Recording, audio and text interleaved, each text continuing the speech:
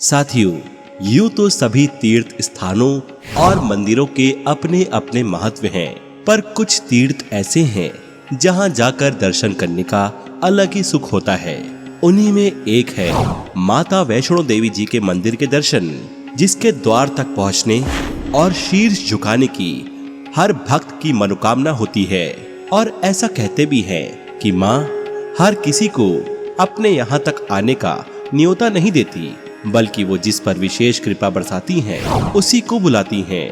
फिर चाहे वो अमीर हो या गरीब, माँ का बुलावा उसी के लिए आता है जो सच्चा भक्त होता है।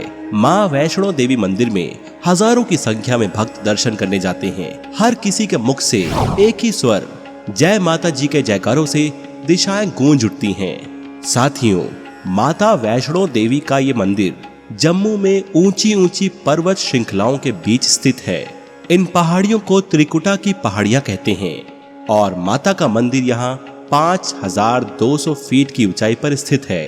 त्रिकुटा की पहाड़ियों पर स्थित एक गुफा में माता वैष्णो देवी के 3 स्वरूप स्थित हैं। दाहिनी ओर देवी काली, बाईं ओर देवी सरस्वती और मध्य में देवी लक्ष्मी पिंडी के रूप में गुफा में विराजमान है।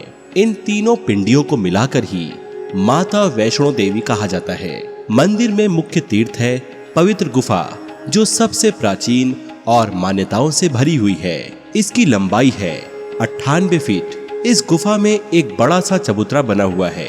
चबूतरे पर माता का आसन है, जहां देवी त्रिकुटा अपनी माताओं के साथ विराजमान है। मंदिर में अगला महत्वपूर्ण पवित्र स्थान है भवन। साथियों, भवन का बहुत बड़ा महत्व है। इसलिए भी है क्योंकि इसी स्थान पर माता ने भैरवनाथ का वध किया था। प्राचीन गुफा के अंदर आज भी भैरव का शरीर मौजूद है, जबकि उसका सिर उड़कर 3 किलोमीटर दूर भैरव घाटी में चला गया था। जिस स्थान पर सिर गिरा, आज उसी स्थान पर भैरवनाथ का मंदिर है।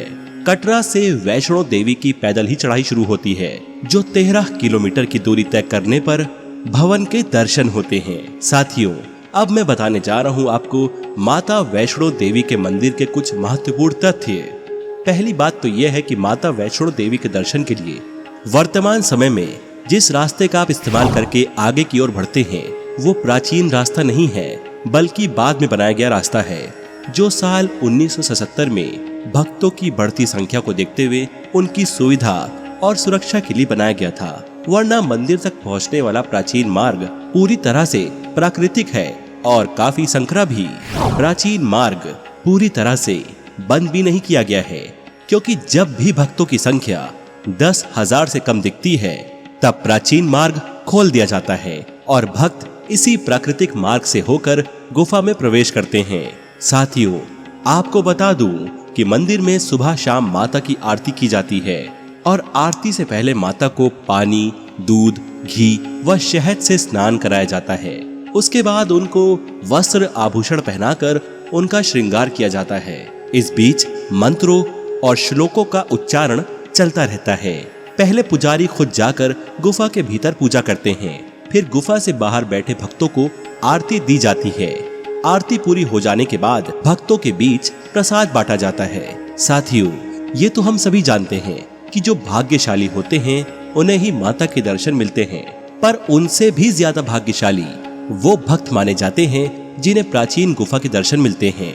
दरअसल प्राचीन गुफा के द्वार उस समय ही खोले जाने का नियम है जब भक्तों की संख्या कम हो, और ऐसा अवसर बहुत मुश्किल से ही आता है कि जब इतने कम भक्त हों कि प्राचीन गुफा खोल दी जाए। अमूमन ये तब होता है जब काफी कड़ाके की ठंड यानी दिसंबर या जनवरी का महीना हो। साथियों, वैष्णो देवी में 3 अलग अलग गुफाएं हैं। पहली गुफा है पुरानी गुफा, जो साल के अधिकांश महीने में बंद रहती है, और यही गुफा प्राकृतिक भी है, पर यह इसलिए बंद रहती है क्योंकि काफी पतली होने के कारण भक्तों को इसे पार करने में बहुत समय लग जाता है। बाकी 2 गुफाएं मानव निर्मित यानी बाद में बनाई गई हैं। यही दोनों गुफाएं आपको मंदिर में रखी 3 पिंडियों यानी तीनों देवियों के दर्शन के मार्ग दिखाती हैं। पवित्र गुफा की प्रवेश और निकासी के लिए 2 रास्ते भी बनाए गए हैं। पवित्र गुफा को पार कर मां त्रिकुटा और अन्य देवियों के दर्शन पाना एक बहुत ही सौभाग्य की बात मानी जाती है, क्योंकि अधिकतर भक्त मंदिर के द्वार तक पहुंचकर भी बहुत अधिक भीड़ के कारण मुख्य भवन तक नहीं पहुंच पाते और बिना दर्शन के ही लौटने को विवश हो जाते हैं। प्राकृतिक गुफा का एक रहस्य ये भी है कि बुरे कर्म करने वाले लोग इस गुफा में फंस जाते हैं और आगे जा ही नहीं पाते। इसी कारण से उन्हें दर्शन के बिना ही वापस लौटना पड़ता है। प्राचीन गुफा का महत्व कई कारणों से बहुत अधिक है।